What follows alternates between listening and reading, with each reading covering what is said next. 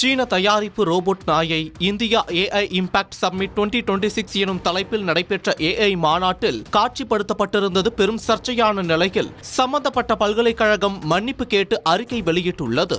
இந்த விவகாரம் அடங்குவதற்குள் மீண்டும் ஒரு புதிய சர்ச்சை எழுந்துள்ளது பலரால் கவனிக்கப்பட்டு வருகிறது.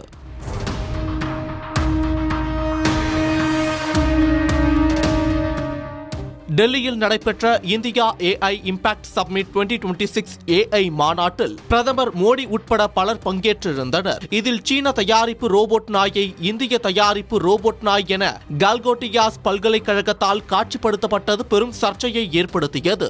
இந்த உண்மையை வெளிச்சம் காட்டி மக்கள் பார்வைக்கு கொண்டு வந்த நெட்டிசன்கள் ரோபோட் நாயை காட்சிப்படுத்திய கல்கோட்டியாஸ் பல்கலைக்கழகத்தை கடுமையாக விமர்சித்தனர்.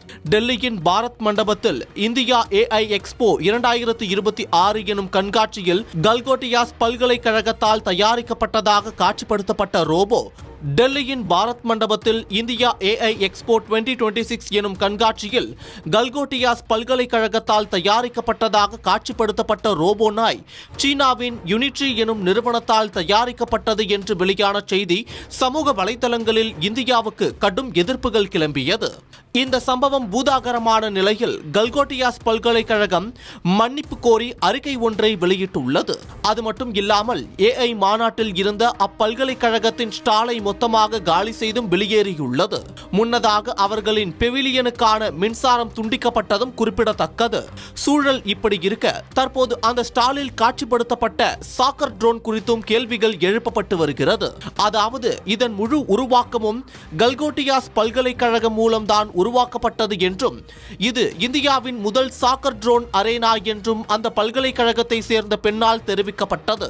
ஆனால் இது வணிக ரீதியாகவே தென்கொரியாவில் கிடைக்கப் பெறுகிறது என்று சமூக வலைதளவாசிகளால் கண்டறியப்பட்ட பின் இது குறித்தான கேள்வியும் அதிகம் எழுப்பப்பட்டு வருகிறது. இதனை எதிர்க்கட்சியான காங்கிரஸ் கடுமையாக சாடியுள்ளது. முன்பு சீனா, தற்போது கொரியாவா?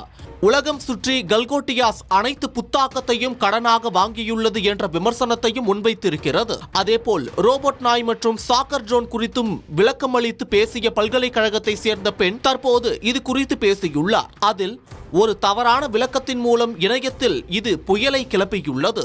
அல்லது நான் சொல்ல விரும்பியதை நீங்கள் சரியாக புரிந்து கொள்ளவில்லை. நான் மேலாண்மையில் தொடர்பு துறையில் ஆசிரிய உறுப்பினராக இருக்கிறேனே தவிர AI-யில் அல்ல என்று தெரிவித்துள்ளார். மேலும் அப்போது செய்தியாளர்களிடம் சற்று வாக்குவாதத்திலும் ஈடுபட்டார்.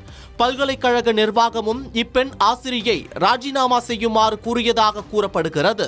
அது மட்டும் இல்லாமல் இந்தியாவில் பிரம்மாண்ட AI மாநாட்டில் தர்மாகோலில் உருவாக்கப்பட்ட ட்ரோனை காட்சிப்படுத்தியதும் விமர்சனத்திற்கு உள்ளாக்கப்பட்டு வருகிறது என்பது குறிப்பிடத்தக்கது.